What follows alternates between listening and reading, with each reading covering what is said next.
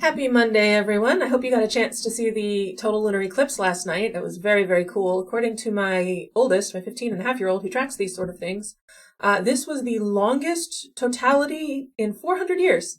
And there's another one coming up in November that'll be about the same length, so pretty cool. I got a few pictures. Here they are. Just took those with my phone, and they used an old DSLR we had. DSLR, yeah, that's right. We had one from like 2013, but it still worked. And so they took a couple of long exposures. Here they are. So that was very cool. I hope that if it was visible in your area, you got a chance to see it. If not, hunt down some pictures. I'm sure everybody on your Facebook feed has some pictures of it. Certainly mine is rather full. They happen reasonably regularly, but they are still fairly awe-inspiring, I think.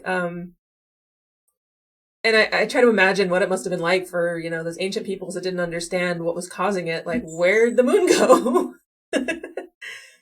I'm assuming everybody knows how a lunar eclipse happens, but in case you don't, it can only happen when the moon is full, because it has to happen when the Earth comes between the moon. I'm trying to get in the frame. Between the moon and the sun, and the Earth casts a shadow over the moon.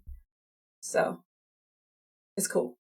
Anyway, solar eclipses are much rarer because it's the opposite. The moon has to come between the Earth and the sun. And of course, the moon is much smaller than the sun. Although, fun fact, if you were to look at the sun in the sky, and don't because that will hurt your eyes, and measure how big it actually looks, the moon and the sun look the same size because of their relative distances from Earth, which is very cool, I think. It's the random things you remember from college astronomy class, but it's good stuff. Anyway, that's all I got. We had a live stream yesterday. It was pretty fun. We did Dads of the World. It was quite challenging. And we did an urban world, which was really great. So you can check out the VOD of that if you're interested. It's about 2 hours. And we did some country streak at the end. We've got a good streak going, so I try to do that at the end of each stream. Just add a few more every time. I stream every Sunday, mostly every Sunday, unless I'm overwhelmed and busy, at 1 p.m. Pacific, 4 p.m. Eastern. That's 8 p.m. UTC right now. Come and join us. You can also join us on the Discord.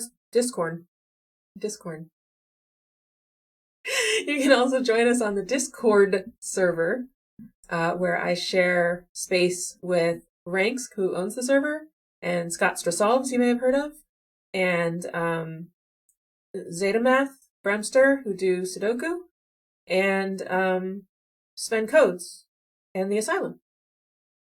The Asylum also does word games, and Sven Codes does, he codes. As you may have guessed from his name. So come on over and join us. There's an invite link in the description. And you can hang out and chat in my channel, which is GeoGuessr Discussion. I also reached 100 subscribers. Yay!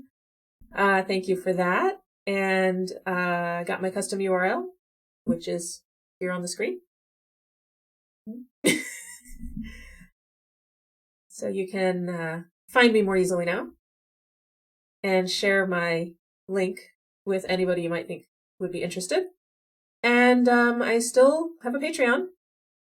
For as little as $1 a month, you get access to bonus videos and cat pictures. Most recent bonus video is my Dr. Hoodle solve from yesterday. It took me 12 minutes, and I was not going to torment you with it if you didn't want to see it, because cutting it down, I shouldn't put it that way. I'm supposed to entice you to come to Patreon to see it. What I mean to say is there was no way I was going to be able to cut that down to 1 minute, and editing it in any way would have just been pointless, I think. I mean, I could have probably got it down to like 3 minutes, because a lot of it was me just testing every possible combination of letters until I found the answer, and that's not my favorite way to solve a puzzle. But if you're interested in seeing it, feel free to hop on over to Patreon, $1 a month. Sign up, check it out, check out some of the other content up there. I'm going to try to get more stuff over there, so there'll be more to see at some point. Right now, I'm barely treading water with all the things I have on my plate, but we'll see. Yeah, I guess that's it for now. So let's get to the puzzles. Today is Monday, so we are doing Xordle and Warmle. Should be fun and relatively quick. Maybe. Watch it now take me like 15 minutes to solve the Xordle. That'd be pretty funny. I mean, funny, you know, if you think that sort of thing is funny, which honestly I kind of do. All right. Xordle. So in Xordle, we're solving 2 Wordles on one board. They do not share any letters, but we don't know which letters belong to which words. The clues are yellow and green. They mean the same thing as in Wordle. And I see we are starting off with no information. They've very carefully eliminated the word cruise from circulation here. So let's start. Oh, pound was a good one to start with. Look at that. So we know that there's a P, O, N, and D among the 2 words. P, O, and N are placed. D is yellow, so that means it goes somewhere else in one of the words. Those 4 letters do not have to belong to the same word. It could be P, O, and 3 other letters, and then like D, something, something, N something. Or not. So I don't know for sure. So my task right now is going to be to track down a few more letters, which seems like a good plan, doesn't it? Now I'm going to do this because it's now, I think, become a running joke. Bite is when you're tying a rope and you fold the rope in half, the end where it's folded is called the bite of the rope. It can also refer to the crease of a seat, like your car's seat, where the back of the seat and the seat of the seat meet. It's called the bite. There you go. New word. Oh, that was a good one too. Doesn't this look like it says point? I'm going to try it. Oh, it does. Wow, that came out. I see. I got finished saying how the P, O, and N probably aren't in the same word, and we don't know, and look, they were. So now it's just solving Wordle with information that we have, that information being there's a D in the word. Now one assumes that it also has a vowel. We haven't used A or Y yet. So I'll point out that in the keyboard, once you have completed a word, it grays out the letters, because since the words don't share letters, once you've used those 5 letters, it's as if they no longer are available for use. So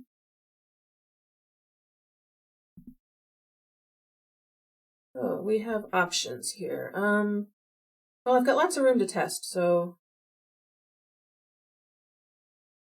I'm seeing dally.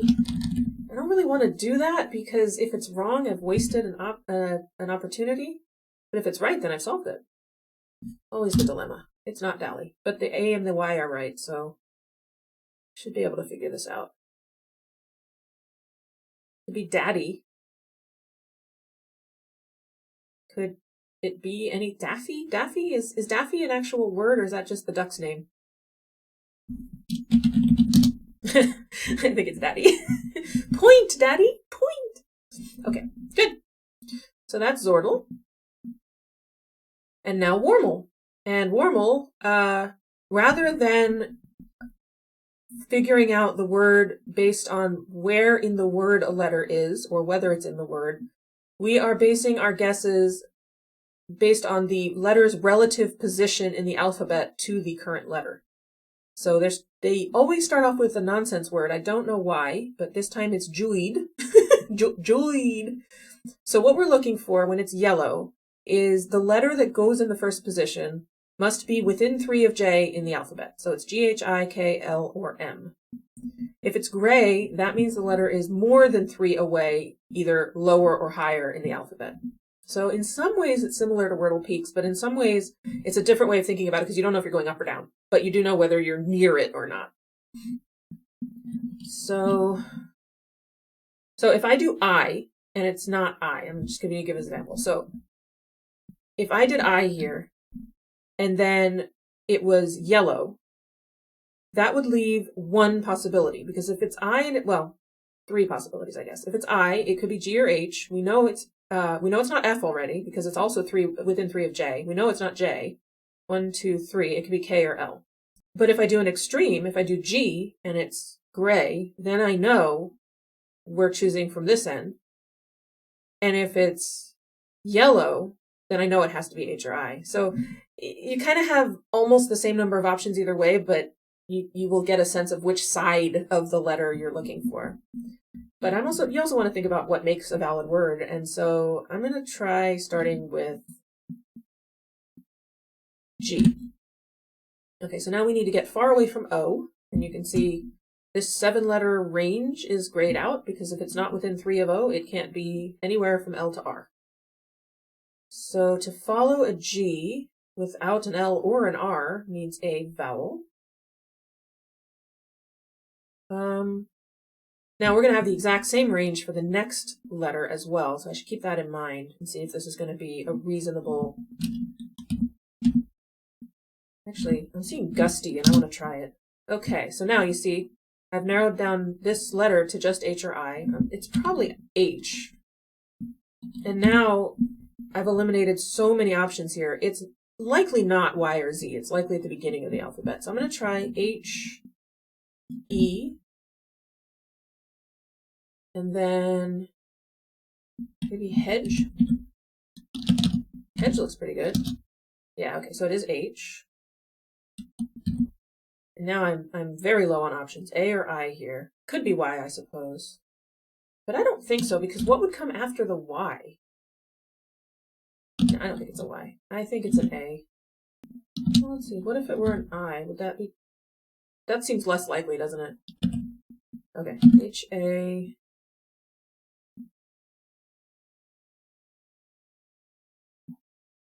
Huh. H-A-I, maybe? That doesn't work. H-A-W?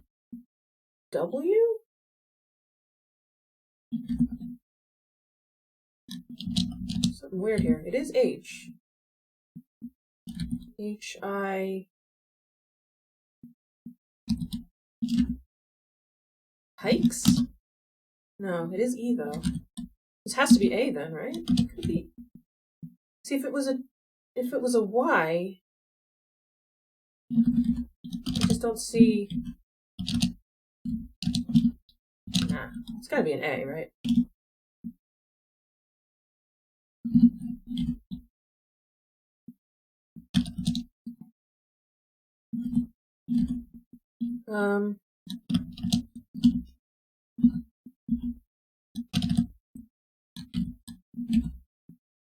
None of these words make any sense.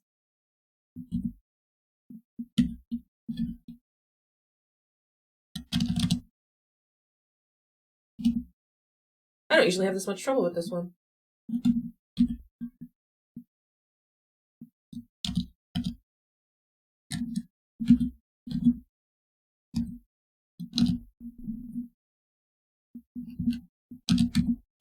I'm so confused.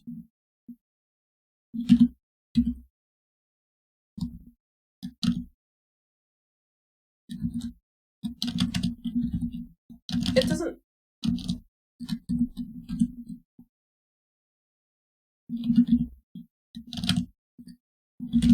I mean...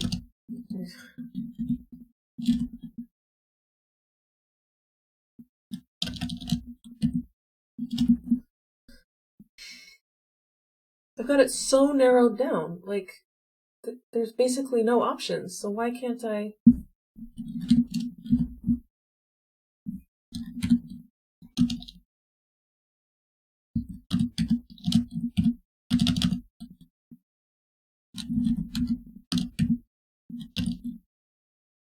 Hayek.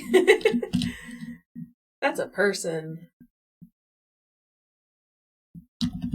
I am so confused. What is this? Hazen? Oh, Hazel. Oh my god. Hazel.